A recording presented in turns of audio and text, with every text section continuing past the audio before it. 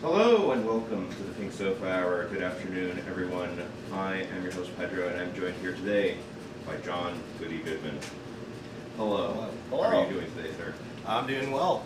Thank you so much for being here. Thanks for having me. I see you've brought a couple of very nice-looking instruments. Yeah, I brought a guitar and Zuko the bouzouki. Oh, it's got a name. Does the guitar have a name too? This is not my guitar, so no. Ah, okay. Maybe we call it the Takamine Gotcha. because it's a Takamine, which is not the most original or creative name, but That's it's okay. descriptive and it tells me which one I'm picking up. That certainly is important to know. Yeah. So, what instrument did you get started with first, the bouzouki or the guitar? The guitar out of those two, but my first instrument was the French horn. Played French horn in 7th grade. Way. Yes, way. See, this is already kicking off to be a very interesting interview. Yeah, you didn't even know that, did you? I really didn't. Maybe it was mentioned at some point, but see, I love learning new things about people. Yeah, I played it in 7th grade and then stopped. I wish I hadn't. Wish I had kept going. Ah. But Well, what stopped you? I got into speech classes instead that next year in 8th grade. I've always liked acting and being just a generally all-around silly human, and speech class was the place for that type of thing, so. Gotcha. So you became more into the thespian world at that point. Right. Yes. I never actually became a thespian, but I did enjoy all of that through junior high school, and then when I got to high school, there was a horrendous teacher. She was just very mean and very she wasn't a fan of my style, I don't think. You know what I mean? That's unfortunate. It is. So that kind of stifled that side of things, but How would you describe your style? my style I have a description too. of music or of being. well, I think I've recently realized Your that my lifestyle. purpose on the planet is to make people laugh or to enhance the situation if I can. Enhance the calm, enhance the mellow, make people laugh. I just feel like that laughter and music are the two most powerful medicines out there. And luckily I'm pretty damn funny, so it comes easy sometimes. I know. I'm familiar. In fact, I would describe your style of humor sometimes as irreverent. Yep. You're like the Reverend Irreverent. Yes, I'm the Reverend Horton Irreverent. Yes. Yeah. Which- Yeah, my nice, jokes. little. Do we got a second camera for that one? Yes, we do. Yeah, we do. He's wearing it. Yeah. I will always tell the joke, whether it's appropriate or not. Yeah. I know a lot of times if someone is offended, then I'll apologize and I won't tell that joke to them again. But I realized also that the jokes are more for me than for anybody else. Hmm. So I said earlier I like to enhance people's happiness and things, but I do think it's really in the end for me. Well, I think fundamentally a lot of really good music is also for the musician. It's sort of healing to get those ideas out of yourself. Definitely. And by extension, sort of the feedback that you get from the world around what it is that you put out into it is a big reason as to why people do it in general. So it's a nice little parallel, I would say, to making funny things happen. Yeah. Yeah. And it's an interesting thing because most of the songs that I've written, almost all the songs I've written, are not happy songs. The songs I write are, about loss, about death, about sadness, about not happy things. And so it is But weird. they have this upbeat sort of quality to them that is... Right, the music may be upbeat, but the messages are certainly... I just have a hard time writing a happy song. They don't come out the way I want them to, you know? It's not for everyone, and I think fundamentally, if you're happy with the things that are coming out of you, that's the most important thing. Right. Sometimes you have to put out sad stuff in order to feel Sure. from it. Why don't we talk a little bit about the song that opened up the program before we started chatting Okay. on the little loading screen, Priscilla. Priscilla. And while you get into that, I'm just going to discreetly go turn my Dry her off? Dry her off. I like that. Let's see. Priscilla is a song I wrote after talking to a witch. I was at a show with a group called the Groundlings, and the Wildlings. It was a bunch of Naropa students, and the last performance of the night was a witch, and she got up and she read this piece, and after the show, she came out with a deck of cards, and they were all different, and she asked everyone to pick a card, and I pulled a card from the middle of the deck. It was actually not a card at all. It was a postcard that was cut to the size of a playing card, and it's had a sepia picture of these two women in like Victorian era, and one's behind a desk and with a camera, and the other one is sitting there looking demure, and the caption says, Great word, by the way. Thank you. But the caption said, just look pleasant, that's all. And I was intrigued from that moment, but she said, okay, go home and write a letter to your grandmother tonight. And I asked her if it mattered if both my grandmothers were dead, and she kind of laughed and said, no, not at all. So I did that. I went home and I wrote a letter to each of my grandmothers. And then the next day I picked up the mandolin, and that song was just bursting forth. Ready to go. And I took lines from the two letters to create the lyrics for that song. And so, yeah. And you mentioned earlier, before we actually went on air, that it has a lot to do with West Texas thunderstorms. Yeah, Priscilla was my my Mima's name. She always went by Pat because she would made fun of when she was a child. They would call her Prissy, and my Mima was far from prissy. She was not a prissy person, so she said, "Just call me Pat. Just call me Pat." So I knew her as Pat growing up. But then I guess the last few years of her life, she reverted back to Priscilla and kind of embraced that ladylike aspect of herself. And so I named it Priscilla for my Mimot. And, the lyrics are her kind of embodied as a West Texas thunderstorm, which is an interesting concept, but... So, that is an interesting concept because I personally have never experienced a West Texas thunderstorm. I've experienced plenty of Miami thunderstorms and most recently some Boulder thunderstorms, which have been really unique. Yep, that has been fun. It's made me feel like at home a little bit, Yeah, me too. But what is it about a Texas thunderstorm to you that defines it to be? Well, especially in West Texas, there's not a lot of geography. It's very flat. It's very wide open. So just imagine, being able to look out. You're driving along a 2-lane highway at night, and you look, and there's thunder and lightning in every direction, and it's just so vast and so open, and it makes you feel really small, in a way, but it's one of the most powerful things that I could think of.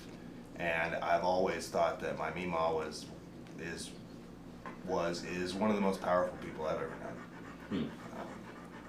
That is a very fitting description. Yeah. Lovely tune too. Thank you. You are from Texas. I am. How long have you been in Colorado? I'm coming up on 15 years, August 1st. Not bad. You're practically a native. Pretty much. Do you miss Texas at all? Sometimes I miss the people more so than the state. I feel the same way about Florida. Yeah, I mean, obvious. Texas and Florida are two states that are kind of going back in time in certain ways, and it's they're neck and neck in their time machine right now. Yeah, it's weird. I think Texas is in like 1956 or 7, and Florida's right there with them. Yeah, it's awkward. Yeah, it is awkward, and up until about 3 years ago, when you asked, are you from Texas? I would say, fuck yeah, I'm from Texas. And now it's like, yeah.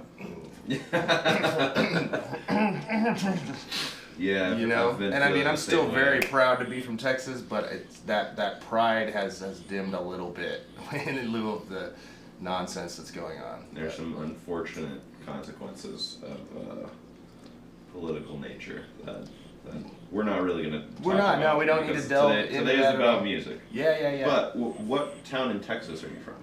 I was born in Lubbock, Texas, Lubbock, which is in West Texas. Yeah. And then I lived in Arlington, Texas, which is right between Dallas and Fort Worth. Nice. Here, in fact, I can give you guys a little breakdown. So here's camera two. Here's El Paso here, Big Bend National Park.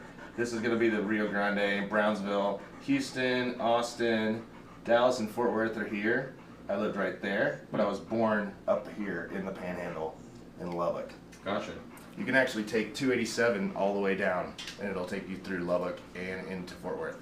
You know what's always funny about people holding up their hands to represent states is that Texas is always a right hand, and Michigan's always a left hand. Michigan is and always I feel like left those are like the right and the left hands. I know, that was a weird angle. I kind of gave myself a little cramp doing that, but that's all right. Hopefully it won't affect your playing. Oh, it won't.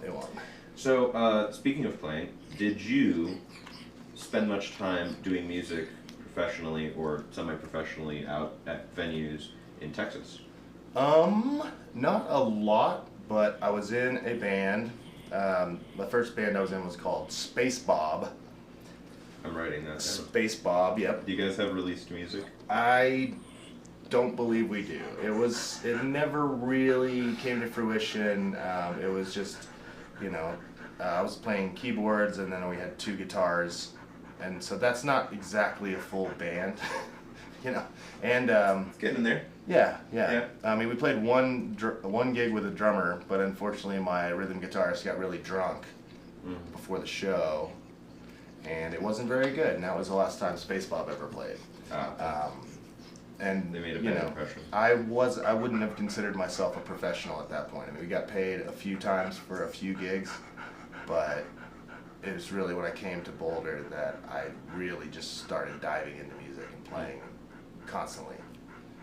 So, this is perhaps not as significant as a question since you didn't get as much experience down in Texas, but I always like to ask people what they feel is the difference in terms of the music scene between Texas and Colorado, or perhaps you've experienced the music scene in other places in, the Gulf Coast or the East Coast, and I always find it interesting to see what it is that people have to say about what makes the Denver, Boulder music scene unique from the rest of the country. I think that Denver and Boulder are just thick with all different genres of music. In Texas there was a lot of obviously country music, stuff like that, a big metal scene, Really? But in the town that I grew up in, there was a band called the Spoon-Fed Tribe, and they're still around. I've been watching those guys since 1997, and that was the first time I thought to myself that I could see myself in a band. That looks really, really fun, because they just had a lot of fun. There was tons of people at their shows all the time. They released a bunch of music, and yeah, Spoon-Fed Tribe was kind of my inspiration for getting into music professionally, really, eventually, I guess. I wonder if they've got any music that we could potentially listen to out on the internet. Oh, they definitely do. I'll have to look them up. They definitely do. That is a nice segue into another question that I like to ask. What is the first time that you personally played in front of an audience and it gave you sort of a little jump in your heart where it was, whoa, there's a lot of people here. Yeah. I'm not used to this. Unfortunately, it was that same gig that I was describing with Space Bob. Oh no. There were about 500 people there, and when things started going south, I really started feeling that pressure. Oh god, yeah. So it was not cool. That's unfortunate. But even like before all that, I've always been singing in choir and stuff. Starting even going back to church. My mom was the musical director at every church we ever went to, and so I started singing there. And I can remember in 5th grade, this is during the Persian Gulf crisis, Operation Desert Storm, Shield, whatever it may be. Yeah. And we did a America themed show, and we're singing, Classic I'm Proud theme. to Be an American Texas. by Lee Yeah. Greenwood. Yeah. And a veteran stands up and salutes. And I was like, wow, music did that, So I definitely remember that. That was interesting. We were wearing Music these. and We were perhaps a wearing. little cultural programming too. Oh, absolutely, yeah. I mean, we were wearing these cheap, terrible vinyl American flag vests and like Dixieland straw hats with American flag band around it. Magnificent. That were also very cheap plastic, and yeah, I'm sure you all look stunning. it was great. But during that same show, we did the 50 state capitals rap. Oh, I know this one. I got to do a solo, and we each got one line. Basically, just rotated through Yeah. a bunch of MCs, a bunch of middle class white kids, and Texas. How old were you then? I was 11. Perfect. And my line Yeah. was, North Carolina's capital is Raleigh. If you do good, you may get a lolly. Which is, of course, the worst line in the whole freaking song. But for an 11-year-old, that's not bad. Oh, it was cool. That's pretty It was sweet. cool. Yeah. Yeah, so that was the Did you have, like, a beginning and the end of. lollipop? I did, yes. That was the beginning and end of my rap career, though. Which is unfortunate. Some people just don't last, I guess. Here's a fun one. If I opened up your phone right now and I went to your Spotify, what would be the last thing that you were listening to? Oh man, that's a good question. I think I should look because I really That's don't. usually the most honest way to do it, but you can also just tell me something that you've enjoyed listening to recently that you really appreciate. Oh yes, I downloaded a Studio Ghibli for sleep Nice. playlist, and so this is the Yoshida Miyota's Mononoke Hime from Princess Mononoke. Princess Mononoke. And it's very soothing. I would highly recommend Lovely it if tune. anybody needs to sleep. Absolutely lovely tune. Yeah, I really like that movie as well. My favorite one is Nausicaa though. I love that as well. It was just in town, I think, somewhere, but we missed it. Great themes around, nature, stuff like that. Yeah. Yeah. What is your favorite word? My favorite word? Is it demure? No. That's up there, though. I might put that in the top 20. Definitely. I like the word cantankerous because I Fun think one. that it's very descriptive of a particular type of like irritation. Yeah. And like just someone who's just maybe they're not like a meddler or something, but you're just a little you gotta ease into Aunt May. She's a little cantankerous sometimes. Cantankerous. And I love it when a word almost kind of sounds like the thing that it's describing. Yeah, 100%. It has this sort of like jagged quality, that word. Yeah. Which is I also kind of love the similar. word deluge. Deluge is cool. I'm very familiar with that one because of how many deluges at Port Encinitas. Deluge. Deluge. Kind of similarly, you could rhyme it with demure. Oh yeah. Demure, deluge. Not exactly. Mm. You could do that umlaut. Umlaut, laut, laut, umlaut, beep it up, bop, umlaut. My favorite word's petrichor. Petrichor. Petrichor. Is it just because it has the PE at the beginning? Yes, they almost named that after me. But the petrichor is the smell of rain, right? On asphalt, yeah. Oh, I thought you were gonna say on acid. The On smell acid. of rain on acid, man. Smell of rain. That's hard Hitting a petrichor fresh right ass. there. Yeah, it doesn't sound like the phenomena that it's describing, but I find that it is such a unique descriptor of a smell that I haven't found a word that has such a specific meaning. There's I don't think many other descriptors other than things probably around farts that describe such a sensation so precisely every single time. Well, why doesn't onomatopoeia sound like what it is? I think you just sent my brain into a recursive loop.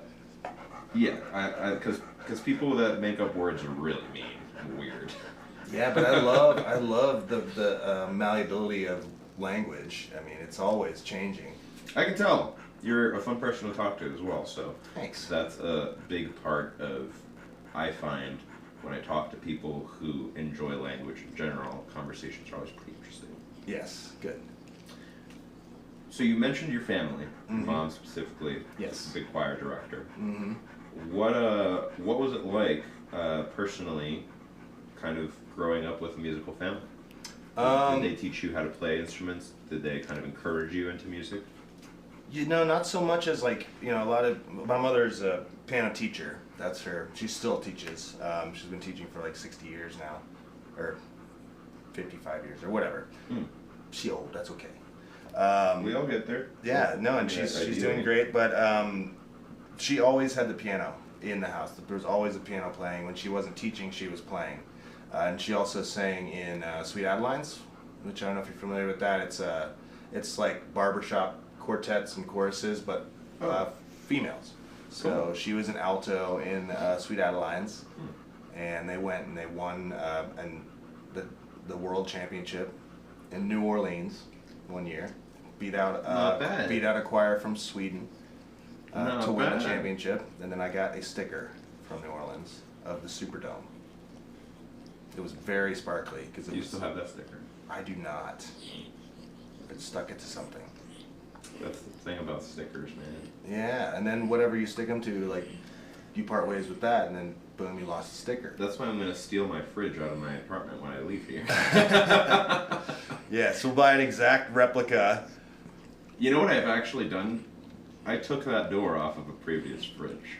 Oh, well, there all you the go. models and all. I had another unit here in this apartment complex that I moved from, Okay. and so I knew that the fridges were the same. And one night, the last day of the apartment, I middle of the night went over there with a screwdriver, undid the door, and put it on this door. Wow. So, so all we need to do is just break into somebody's apartment and steal their refrigerator door.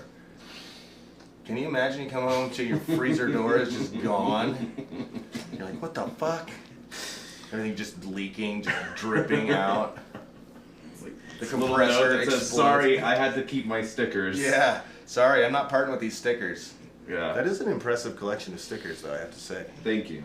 I do like it when there are so many stickers that you can't see the item that the stickers are on, like at bars and stuff like that. Yeah, I mean, we're getting there with this guy. Hey, check it out. Pink sofa. Hey, my sticker. Thank you. Yeah, I think that's personally one of my favorite phenomena when I go to a bar and they have a wall, be it in a bathroom, be it on the stage, on the monitors, and it's just plastered. Yeah, the paper towel holder is just layer upon layer. It adds I a love certain it. level of authenticity, is what it feels. Yeah, it legitimizes the whole thing, especially if it's a music place, obviously. A venue that does that. So. So here's a fun question that I just came up with. What do you think adds authenticity to a venue or bar when you enter it? What is the first things that you notice about whether or not a place is like this place fucking sucks, this place is corporate, versus like this is like where the cool people hang out? I think that a lot of that has to do with the people that work there. You can tell a lot about a place, obviously, by the type of hiring that they do. Sure. And if there's obviously also a very visceral thing that comes from the smell of a venue as well. You can walk in and you get hit with like a ton of bricks with whatever that stale beer, Yep. vomity type thing. That can really throw me off on that. I'm not. The Outback Saloon comes to mind. Oh boy. I love the Outback, but it does have that kind of a little bit of funk. But to me, that makes it authentic. It doesn't put me off. I like Right. that because I like places like that.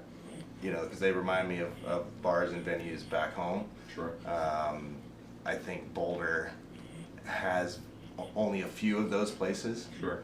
Which is unfortunate, but Yeah. it's okay. Unless somebody legitimately just threw up in the Outback, it's tolerable. Yeah. But the combination of all the smells plus a recent vomit is undescribable, honestly. Yeah, I'm just glad I'm not one of those people that gets triggered by the smell. Some people just can't Yeah. Can't keep it down. The only smell that triggers me is petrichor. Ah, yes. Every time I hear that word, I picture a manticore. You know, which is like the mythical beast, half lion, half eagle, half snake, or Do something you have like a favorite mythical beast, and is it the manticore? that. It's not the manticore. Is it a griffin? No. Favorite mythical beast? Is it a hydra? No, I think it's probably, I mean, if I were gonna be, and I asked my coworkers this the other day, I Is said, it a if Pegasus? you could be any mythical creature, what would it be? Minotaur. I would be a luck dragon, you know. What? Falcor from Neverending Story is a luck dragon. I see. Okay. And that just seems really, really fucking cool. And again, he is such a jovial, you know, kind of presence, and he does what I like to do, which is uplift people. Yeah. You know, and then you're like, hey, scratch me behind the ear, because I like getting scratches, and I like to fly. That So- always kind of sells me, honestly, is the flying. The flying. Yeah. So you wouldn't be a terrestrial mythical beast if you could. Oh no. Absolutely not. I think probably manticore, honestly. It's pretty Yeah, it sounds pretty badass, right? Yeah, that's pretty cool. Kind of And I think crazy, like they a also lion breathe thing. fire, which is Sure, I'll take it. amazing. I'll take it. I don't want to have to cook things with a stovetop anymore. No. Finish Mid rare. Finish off my steak. Yeah, perfect.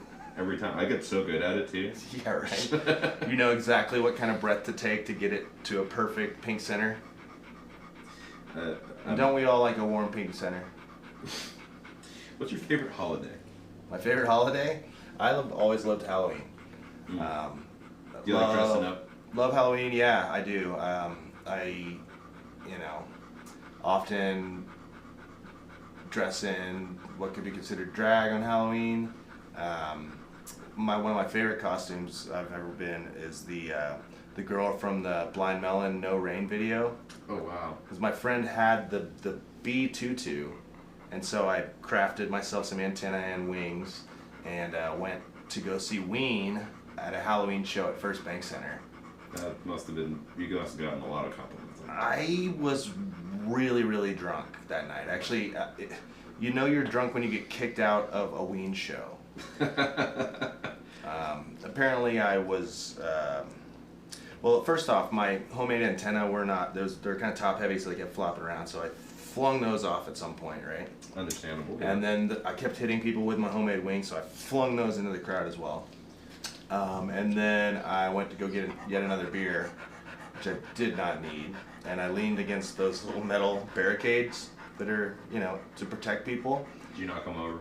Yeah, I did, and there are like 4 of them connected. Yeah. So I'm really lucky that no one was You were seriously really injured or died, because they're not light, especially when you have 4 of them tied together. But I was that drunk that I just leaned back and they all fell. Brutal. And then security came and told me I was too intoxicated to be there, and apparently I just started talking shit in Spanish to these guys. Yeah. That level of drunk where you start speaking a language you're not all that fluent in. Yeah, I mean, it's okay. I can curse in Spanish if I need to. That's honestly. Pinche. Pinche. Binga. I thought you were gonna say binga. Binga. Binga. Bingo. Binga means dick. Ah. Okay. See? No, I don't know. Binga. I mean, you know, I was a lot more fluent in Spanish when I was living in Texas, because there, you know, a lot more Hispanics Yeah. there. You know, people ask me what I think about Boulder, and I'm like, it's all white, which is not true. Pretty much. I mean, I'm here, but I can't offset the balance that much. Personally. No, I yeah. am trying to get more of a tan to kind of really like. That's why I Try didn't put on sunscreen on the poison the 4th of well. July. That's No, not I did. We advisable. actually applied sunscreen multiple times that day, but It's a it good was call. just. Although it's 4th of July rained this year, which was weird. Yeah, we were up in Washington. Oh, right, you weren't here. We logged Yeah. 70 miles on a jet ski. That's a lot. That's a lot. That's fun. That sounds fun. It was really fun. What is your favorite song to play out of yours? Oh, if it's a cover, you could say that too. No, it's one of mine. It's called On the Ridge. Were you planning on playing it today? I was. Should I play it right now? It's not a bad segue, is it? I don't think so. Tell us a little bit about it. Well, It's a song I wrote about one of my favorite places that's not too far from Boulder. And I wrote it kind of right after the flood came through in 2013, I believe, right?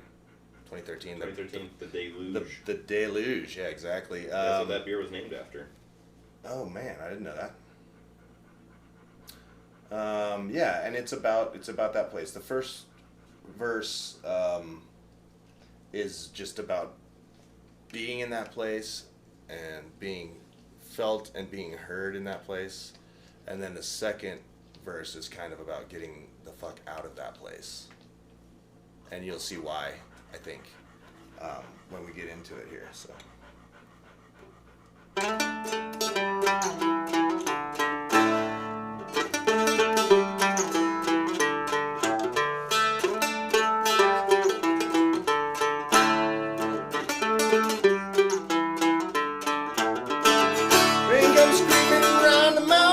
Sounding like a wolf out on the prowl. I'm standing, aiming to make a mighty sound. Echoes hollering from the cliffs and calling on back perfect time. Keep on following gravity and kicking them rocks on down the line.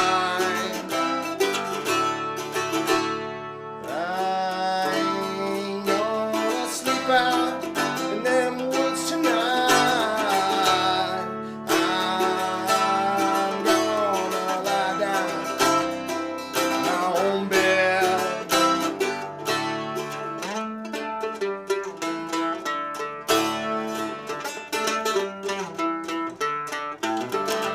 River come raging through town and down like a Brahma out on a loose.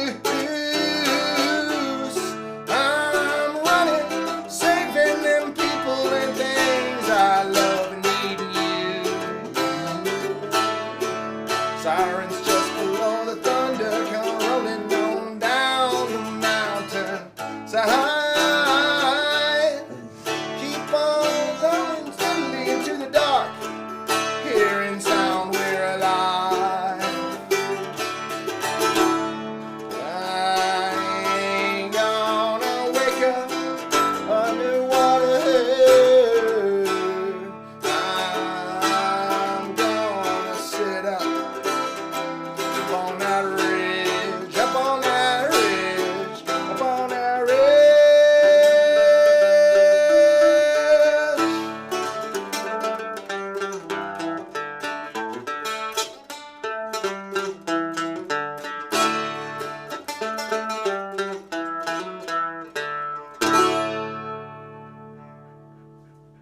Gorgeous. Thank you. That was Scooter likes it too. I know, Scooter, nice harmonies, bud. He's very well trained. Oh yes, classically, obviously. Yeah. Do you know how expensive dog voice lessons are? Oh my God, I can only imagine there's only a few specialists in the country that even have started to get into that. You gotta fly him in. Yeah. You gotta fly him in. And then you gotta pay for lodging. Yeah, it's a whole mess, man. Jeez. Plus you gotta sign the waiver. Right. Like, your dog's gonna be singing falsetto now, so he's gonna be practicing. see you later.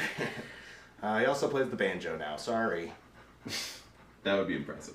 Yeah. Get that hammer claw.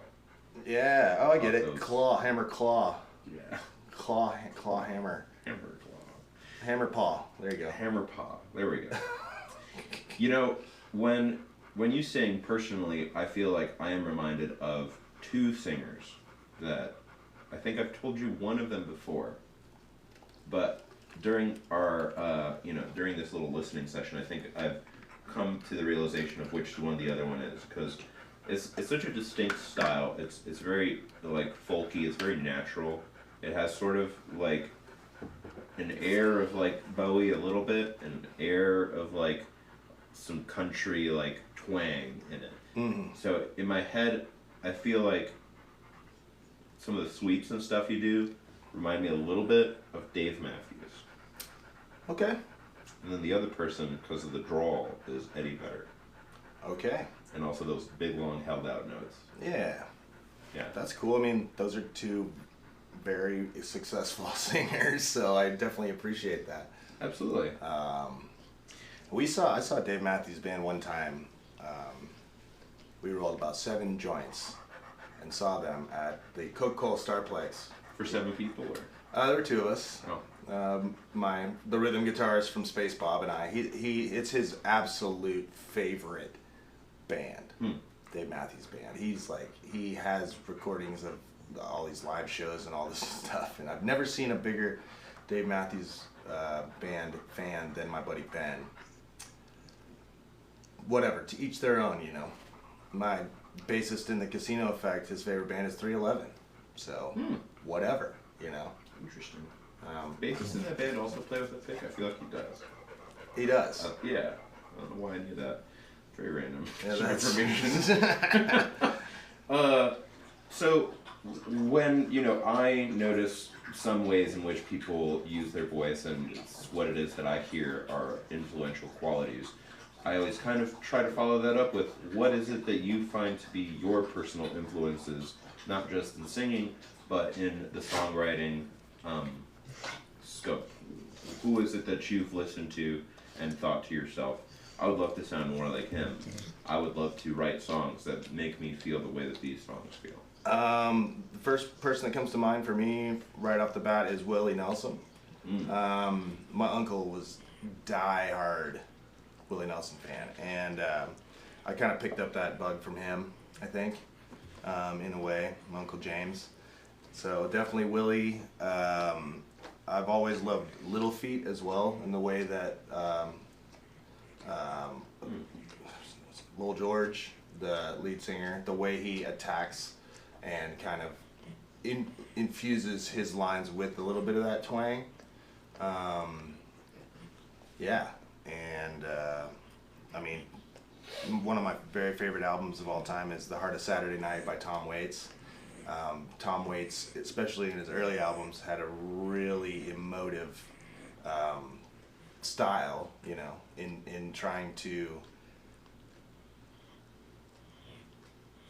make the lyrics poetic, you know, in a way. And that has to do a lot with attack. And you could say something flat and it doesn't have the same meaning as if you say, "The moons are silver slippers, pouring out champagne stars. Right. Broadway's like a serpent pulling shiny top-down cars." You know, stuff like that. And the way he attacks. You really like him. I really, really love Tom Waits. Not all of it, because there's some, you know, if you're going to gargle gravel and start singing about rain dogs, and it's going to get a little weird, and that's okay. But I mean, you know, prolific artists like that, you know, Frank Zappa comes to mind as well. Sure. There's some that are amazing. Art is art, man. You know? It's like we said earlier in the interview, I think it's a lot more about being for the artist than it is about being for the audience. Yeah. Yeah, and the closer you can get to that truth, I think, is what captivates people sometimes. Yeah, I agree. I agree with that for sure. Out of curiosity, since you still have the Pizookie on you, I don't really know a lot about this particular style of stringed instrument, and it's a curious shape.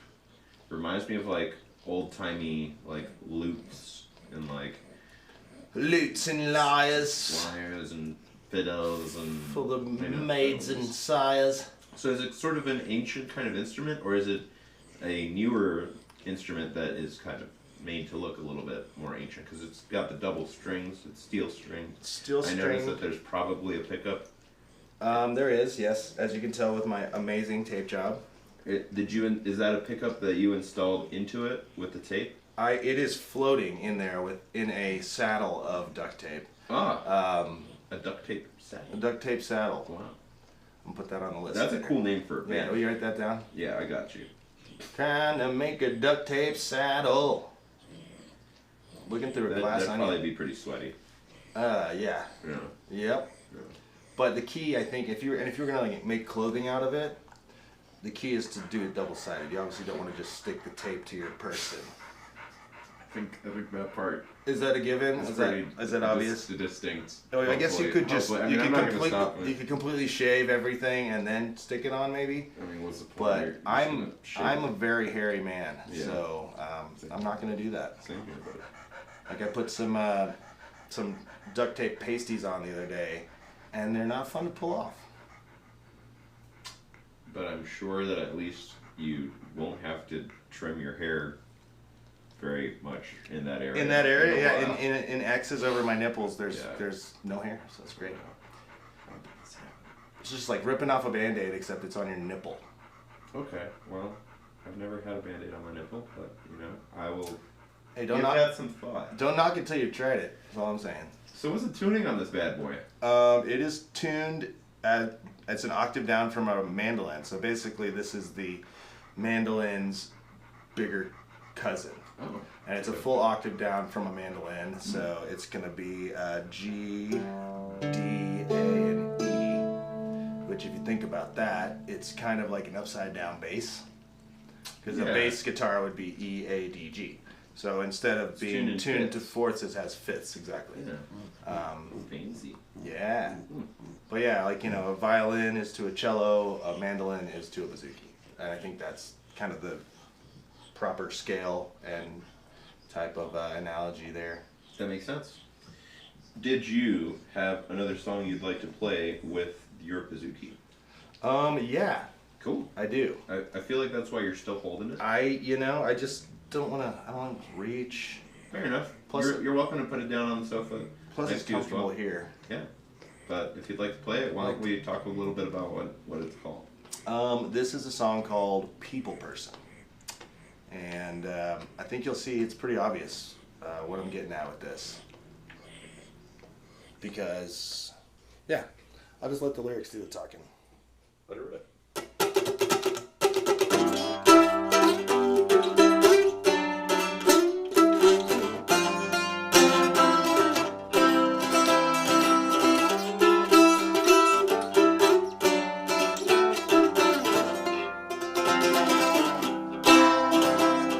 And you call me a people person.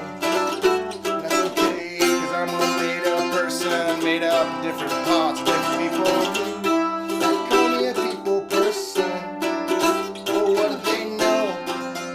What do they know? What do they know? What do they know? Call me a people person. But some days I don't wanna be anybody but myself. When you call me a people person, oh, what do you know? What do you know? What do you know? You know, you know, you know.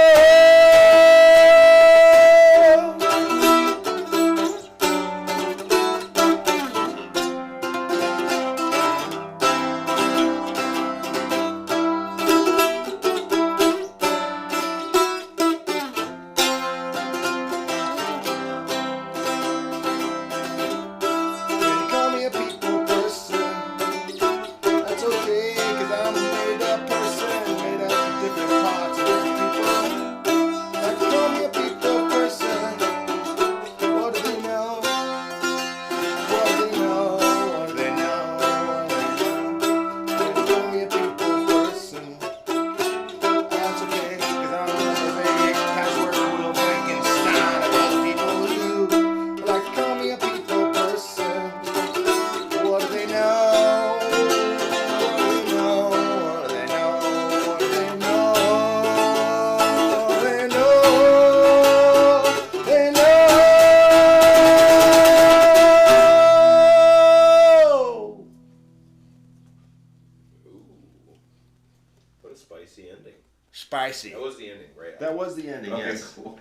And I'm surprised Scooter didn't howl along with that one because that one is honestly exactly the kind of song that gets him going. Uh-huh. Yeah, a little up tempo, lots of nice long held out notes that he can harmonize with. Well, I saw him perk up, and I thought he was going to join me on that. That's okay.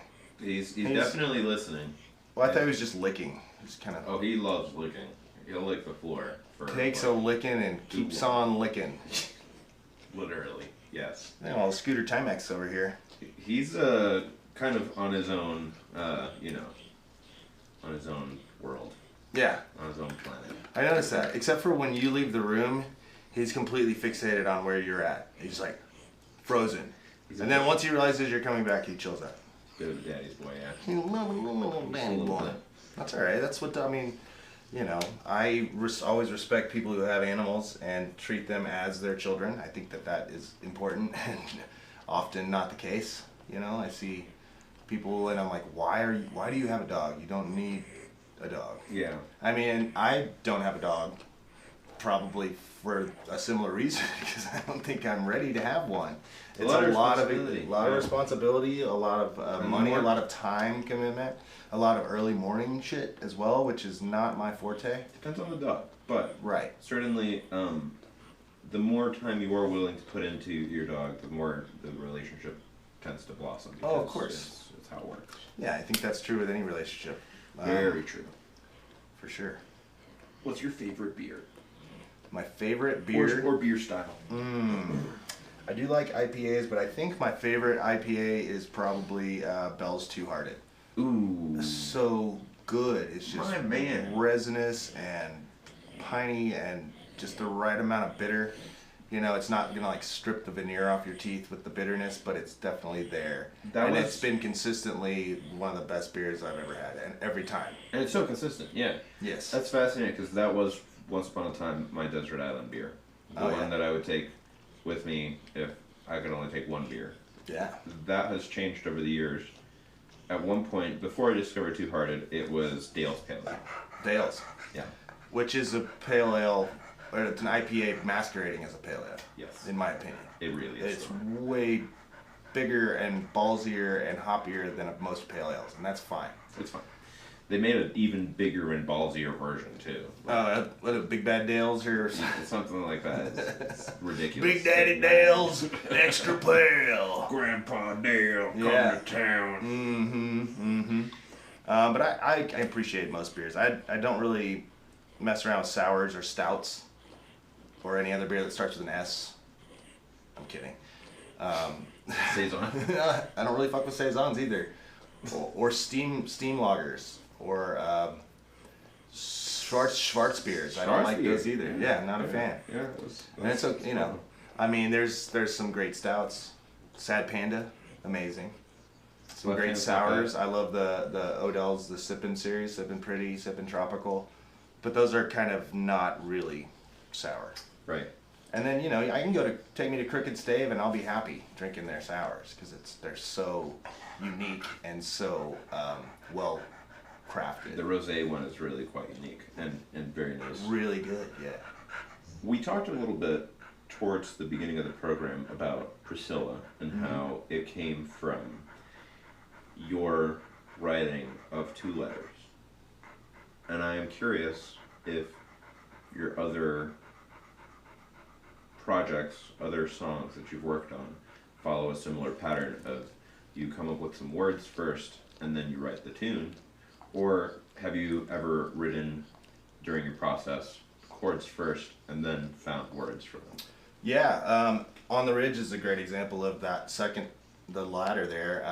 My buddy DC had his little Martin backpacker, you know, sitting on the stairs of our back patio, and it was about to get full sun, and I was not going to allow that. So I picked it up and I started playing. I originally wrote that song on the guitar, but I started playing the intro, and then the chords came immediately, and then within a week I had the lyrics. But it was just because he lived up in this place. I'll tell you, it's El Dorado Springs, which is Oldie spot. just 15 minutes from my door at the time to go to another world. And the fact that DC lived up there kind of was informing that, I think. But yeah, when I wrote it, that was leagues better than any song I've ever written. Yeah. Do you feel like it came from working on it first as a tune and then working? Yep, I think so. Crafting that chord. I mean, it's not tricky, but I've tried to teach it to a lot of people in bands over the years, and it seems to be tricky to other people. you know, to me it's second nature, but it's also something I've played for 10 years now, you know. Right. It's interesting. So that would mean that if, see, I mainly play guitar, so it's funny to see instruments tuned in other intervals. So is an octave just two strings away from each other on the same fret? An octave is going to be, let's see, so it's open G and then a fifth here, and then the G would be two strings, so it's flipped because it's a fifth in between instead of a fourth, so there's your octaves. Interesting. Okay. Yeah, as opposed to on a guitar, it would be the seventh fret on the next string on, for most of it, you know. For most of it, yeah. But Yeah, like inverted. yeah, exactly. And Huh. so when my buddy, I started on the mandolin. I didn't bring that today, just because I don't think that is quite the instrument for solo performances, despite that being what I'm playing on Priscilla on the Spotify. Sure. But my buddy was, you know, I got a mandolin online for $40 because I lived in a house full of guitarists, and they were all better guitarists than I was. And I was like, fuck this. I'm going to go get this mandolin. And they sent it to me. It was, there was some fret damage on it, right? As like, almost looked like someone had stepped on the thing. And so I called the guy, musician's friend at the time, and I'm like, hey man, I got this $40 mandolin. Looks like it's messed up. How do I send it back? You know, and I hear him typing. He goes, "Oh, I just sent you another one." So I got two mandolins for $40. So Okay. yeah, two $40 mandolins for $40 is a pretty good deal. One of them is now living in Guatemala, and I have no idea where the other one is because after 3 years of that, I upgraded to a real mandolin, Abigail, the Washburn. Yeah. And that made a huge difference because a $40 mandolin, believe it or not, kind of sounds like shit. Yeah, it's good to learn on, but certainly really hard to make it sound good. It was great to learn on, but anyways, I kind of went off track there. Whenever I got my mandolin, my buddy Charlie Worley, who's basically one of the reasons we moved up here, my friend Adam came up kind of following his path, and then I came up following Adam's path. But anyways, Charlie Worley is a fantastic musician. He's like, it's an upside down bass, the mandolin, and just stretch it out, you know. So 7 instead of 5, I'm making my intervals, I'm just stretching it out. He's like, if you don't know where you're at, just stretch it out a little bit. And that was those 2 pieces of advice for anyone who wants to learn the mandolin. It's an upside down bass, essentially, and just stretch your chords out. And then That makes sense. it was an interesting move into the bouzouki because I can't stretch it out. The frets are too big. Yeah. So that's been interesting to take the songs that I've known and written and known so well on the mandolin to convert it over to bouzouki. It's been an interesting exercise, for sure. Certainly something that teaches you a lot about intervals and how to use your ear. And patience Well, with yourself. it's always patience. Hopefully. Yeah. So, by the way, to anybody who's tuned in right now, if you see on the right side of your screen a little chat window and you'd like to send Goody any messages of encouragement or, questions, we usually, towards the end of the program, will read some of these messages that people send, and if you've got a good question for him, perhaps he'll want to answer it. I'm pretty open. Yeah. And I've gotten to a point in my life to where if you want to know my opinion on something, I will tell you. All you have to do is ask.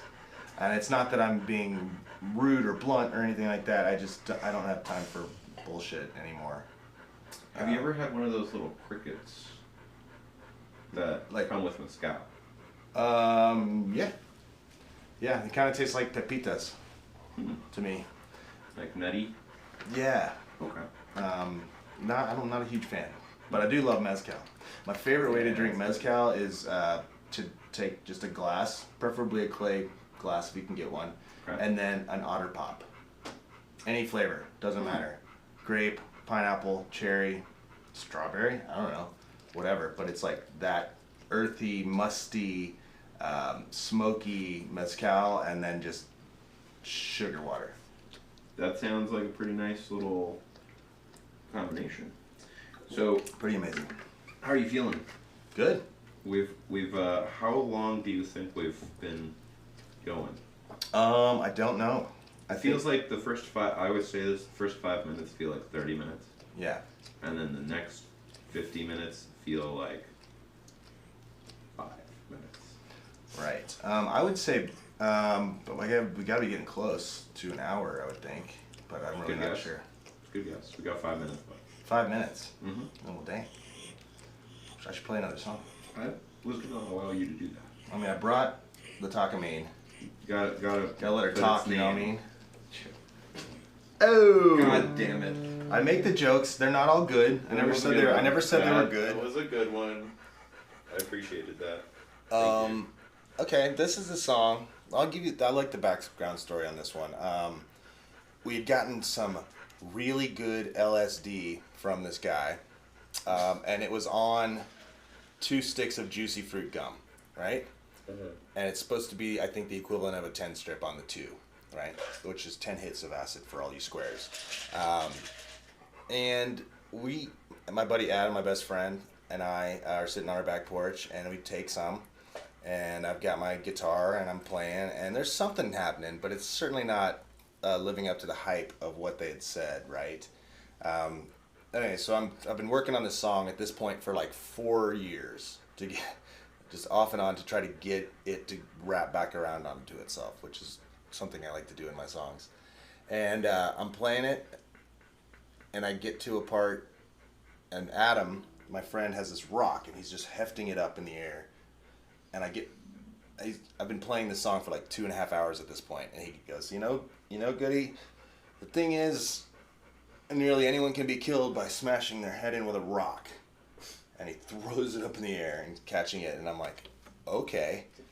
And you'll see, I'll show you, because at this point I come right back around to the part, and you'll know what I'm talking about. But yeah, this song's called "The Thing Is."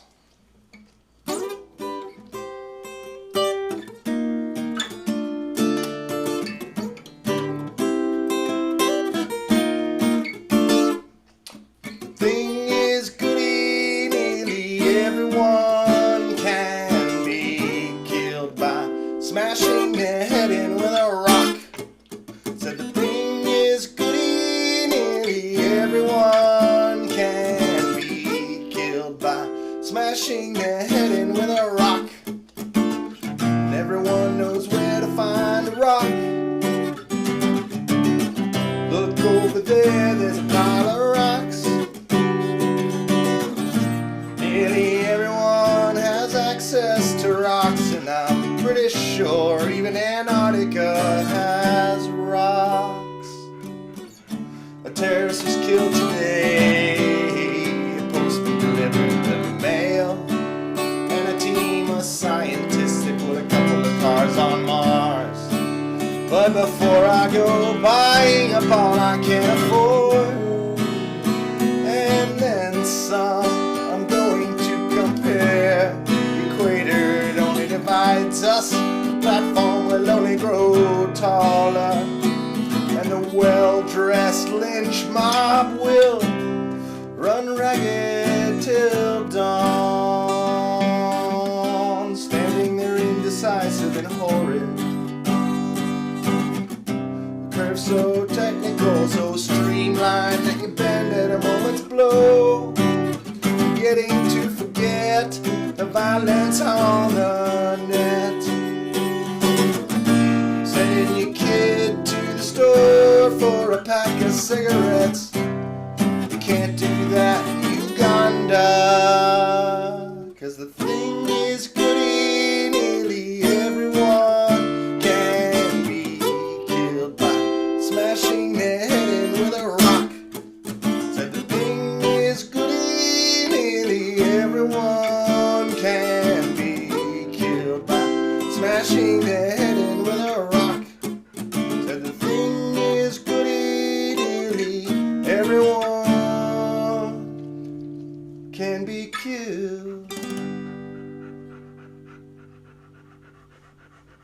bashing their head in with a rock.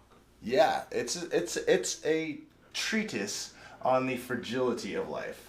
Mortality truly is fleeting. It is. That reminds me of like a Jack Black song. Okay. It's got such a like good comedic sort of quality to it. Oh yeah, thank you. That also says something a little deeper.